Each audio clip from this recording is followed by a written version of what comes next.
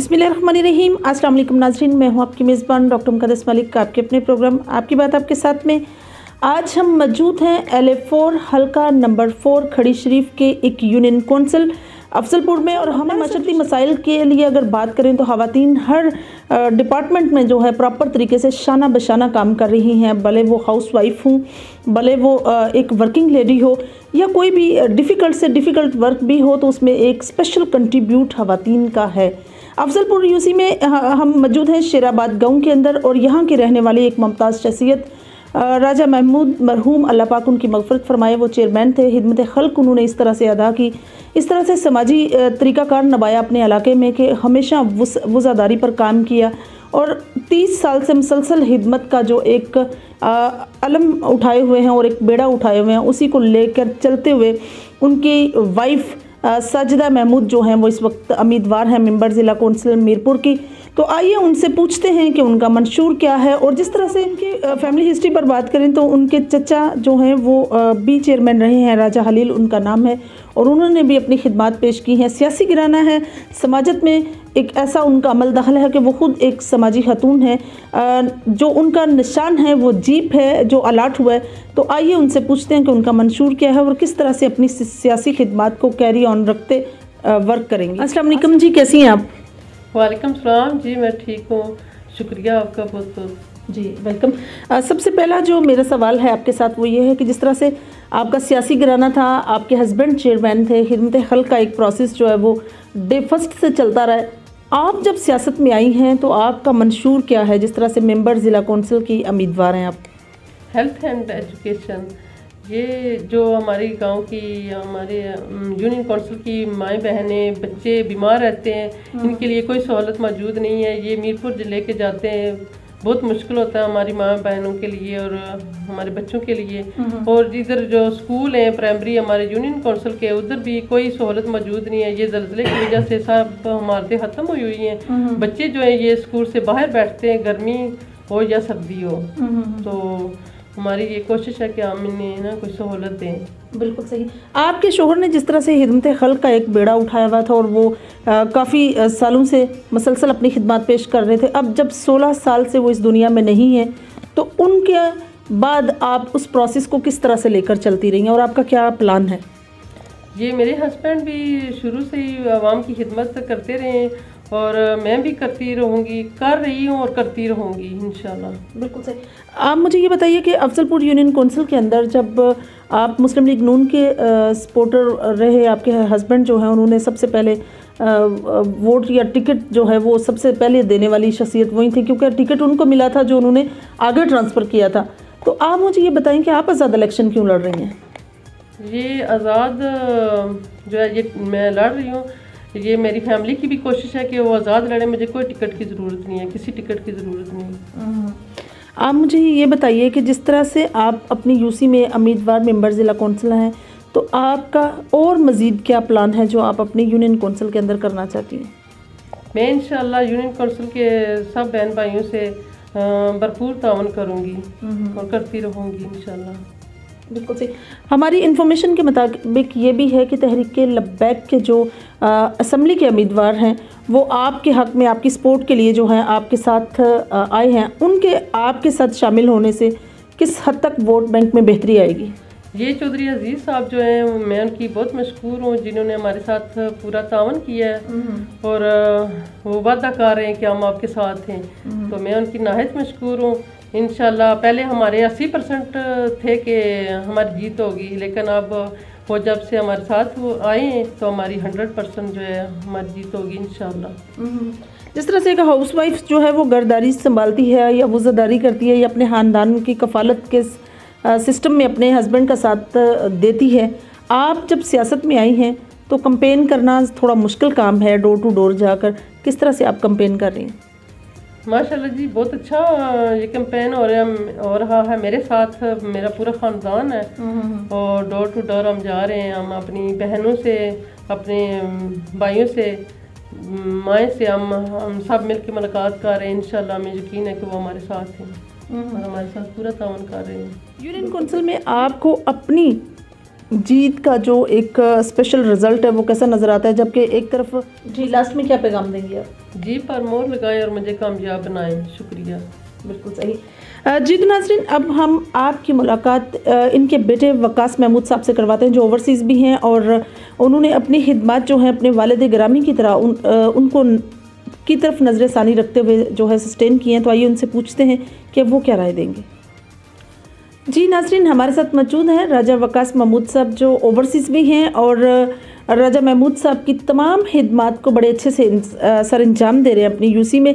तो आइए उनसे पूछते हैं कि जिस तरह से 30 साल के बाद इलेक्शन हो रहे हैं, तो एक मौका मिल रहा है ग्रास रूट लेवल तक काम करने का, तो वो अपनी खिदमात किस तरह से पेश करेंगे और अवामी रद्द-ए-अमल इस पर क्या है? अस्सलाम वालेकुम जी, कैसे हैं आप? वालेकुम सलाम। सबसे पहले GM न्यूज़ का मैं शुक्रगुजार हूँ कि आप यहाँ पे तशरीफ़ लाए हैं और हमारा मौक़िफ़ अवाम तक पहुँचा रहे हैं। तो सबसे पहले तो ये जो इलेक्शन होने जा रहे हैं बलदियाती इलेक्शन, हमारी यूनियन कौंसिल अफजलपुर में हमारे तमाम जो हैं वोटर सपोर्टर और हमारे अजीज़ साहब पुरजोश हैं इसके लिए।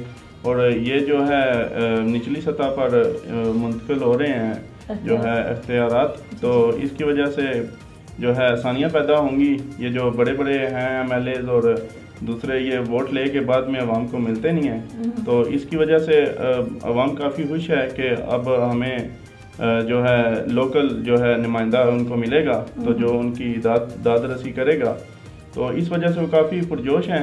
और इंशाल्लाह जो है हमारे यहाँ पे यूनियन कौंसिल अफजलपुर में काफ़ी सारे मसाइल हैं, हेल्थ के हवाले से, एजुकेशन के हवाले से। इसके अलावा हमारे यहाँ पे कॉलेज हैं, यूनिवर्सिटियाँ हैं, एजुकेशन कॉलेज है हमारा यहाँ पे, बॉयज़ कॉलेज है, गर्ल्स कॉलेज हैं और स्कूल हैं।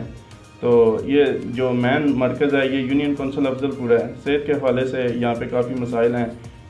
यहाँ पे अगर कोई हमारा इलाके का गरीब इंसान अगर कोई बीमार हो जाता है, तो अमीर के लिए तो कोई मसला नहीं यहाँ पे होता, वो तो दूर दराज ले जाते हैं, उनके पास गाड़ियों का बंदोबस्त होता है, उनको कोई इशू नहीं होता, वो दूर दराज चले जाते हैं। लेकिन गरीब आवाम के लिए बहुत मसाइल हैं यहाँ पे, वो दूर दराज जो है नहीं ट्रैवल करके ले जा सकते और उनके गरीबों के जो हैं कोई दाद रसी नहीं करता और उनके लिए काफ़ी मसाइल होते हैं। तो उसके लिए हम कोशिश करेंगे कि यहाँ पे यूनियन कौंसिल अफजलपुर में कोई ऐसा सेहत के हवाले से जो है कोई ऐसा अदारा बनाया जाए। कोशिश करेंगे इंशाल्लाह कि जो उनकी यहाँ पे लोकल जो है उनकी दाद रसी की जाए और उनको सेहत के हवाले से यहाँ पे जो है खिदमात मैसर की जा सकें सरकारी तौर पे। और इसके अलावा एजुकेशन के हवाले से यहाँ पे बहुत सारे मसाइल हैं। हमारे यहाँ पे प्राइमरी स्कूल हैं जो इनके काफ़ी यहाँ पे इशू हैं, बिल्डिंगें जो हैं टूटी फूटी हुई हैं, इतनी खतरनाक हैं कि बच्चे अंदर डर की वजह से, खौफ की वजह से नहीं बैठ सकते। आज 3 साल हो गए हैं, 3 साल से ज़्यादा टाइम हो गया। जंजला यहाँ पे आया था, अर्थक्वेक आज़ाद कश्मीर में, जैसा कि आप सबको पता ही है, तो उसकी वजह से काफ़ी नुकसान हुए थे।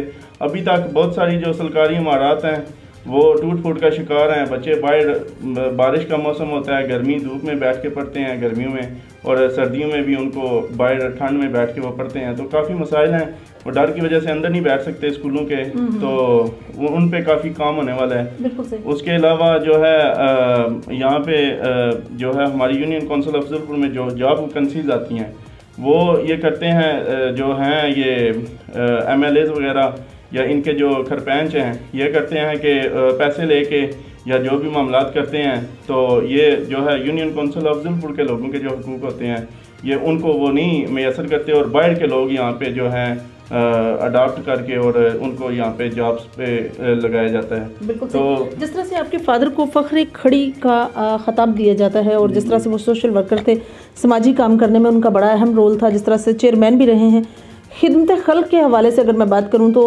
अपनी मदद आपके तहत उन्होंने क्या क्या किया और किस तरह से उन्होंने माशरती तौर पर एक अच्छा माशरती इंसान होने का किरदार निभाया? जी, आज से तकरीबन ये सबसे पहले मैं इस पे बात करूंगा कि 30 साल बाद ये इलेक्शन होने जा रहे हैं, और तब से लेके मेरे वालिद मोहतरम जो हैं उस टाइम पे ज़िला कौंसिल के जो हैं उम्मीदवार थे और 2 दिन पहले ये इलेक्शन मुलतवी हो गए थे। तब से लेके मेरे वालिद साहब जो हैं भरपूर खिदमत कर रहे हैं अपनी आवाम की, और यहाँ पे उस टाइम पे कोई भी एम्बुलेंस वगैरह का भी सहूलत मैसर नहीं होती थी, तो मेरे वालिद साहब जो है वो ज़ाती तौर पे अपनी गाड़ी में अपनी जो है ट्रांसपोर्ट मुहैया करते थे, उसमें मरीज़ों को यहाँ से लेके मीरपुर वगैरह में दूर दराज इलाकों में जहाँ पे सेहत के हवाले से अस्पताल वगैरह वहाँ पे लेके जाया जाता था। तो उसके अलावा भी उनकी काफ़ी खिदमात हैं, हर किस्म की उनकी उन्होंने काफ़ी काम करवाया हमारे एरिए में जो है। उन्होंने ना कि सिर्फ यूनियन काउंसिल अफजलपुर में बल्कि उन्होंने पूरे हल्का LA4 में काफ़ी जो है काम काज कराए हैं। बिल्कुल, कौन कौन सा स्पेशल काम है जो नस्ल दर नस्ल उनका याद रखा जाएगा? उन्होंने काफ़ी लोगों के साथ हर दुख दर्द में भी शामिल होते रहे हैं। उसके अलावा उन्होंने जो है खिदमत की हैं, जॉब्स लोगों को काफ़ी यहाँ पे उस टाइम पे लगवाई हैं। उसके अलावा बिजली के काफ़ी मसाइल थे उस टाइम पे। आजकल तो अल्हम्दुलिल्लाह ठीक है निज़ाम सारा, बिजली के लिहाज से इतने मसले मसाइल नहीं हैं, लेकिन उस टाइम पे उन्होंने काफ़ी बिजली के हवाले से काम किए हैं, सड़कों के हवाले से, सीवरेज के हवाले से। उस टाइम पे ये चीज़ें मैसर नहीं थी, लेकिन उन्होंने काफ़ी ये सारे काम करवाए हैं। सही, हमारी इन्फॉर्मेशन के मुताबिक ये भी है कि उन्होंने ओल्ड होम भी तैयार किया है और काफ़ी अपनी मदद आपके तहत अपनी जेब से काम करवाए। कौन कौन से काम थे वो? जी बिल्कुल, ये जो टेक ट्रस्ट है हमने इधर लैडी में बनाया था ओल्ड पीपल होम। वो मेरे जो हैं डैड के जो ब्रदर हैं, मेरे ताया जान पहलवान राजा मोहम्मद फाजल उर्फ बुढ़ा शेर, उन्होंने यहाँ पे एक अदारा बनाया था ओल्ड पीपल होम बुज़ुर्गों के लिए, जो कि बुज़ुर्गों की वहाँ पे खिदमत की जाती थी दिन रात, और वहाँ पे उनको खाना पीना और सब कुछ जो है वो अपनी मदद आपके तहत और दोस्तों की जो है उसके साथ जो है वो करते रहे हैं सिस्टम चला के। तो वो भी किया है उन्होंने लैडी में। और उसके बाद अब मेरे ताया जान फौत हो गए हैं, तो अब हमने उसको जो है बच्चियों के लिए जो है दर्स के लिए दिया। यतीम बच्चियाँ और जितने भी गरीब हैं वो वहाँ पे अब जो है कुरान पाक हिफ्ज़ कर रही हैं, और वो हमने स्टार्ट की यहाँ पे। बिल्कुल सही। आपके वालिद ग्रामी के सोशल वर्क खिदमत और सारे मामलात को देखते हुए, सियासी निज़ाम को देखते हुए, आप लास्ट में इलाका मकीनों को क्या पैगाम देंगे?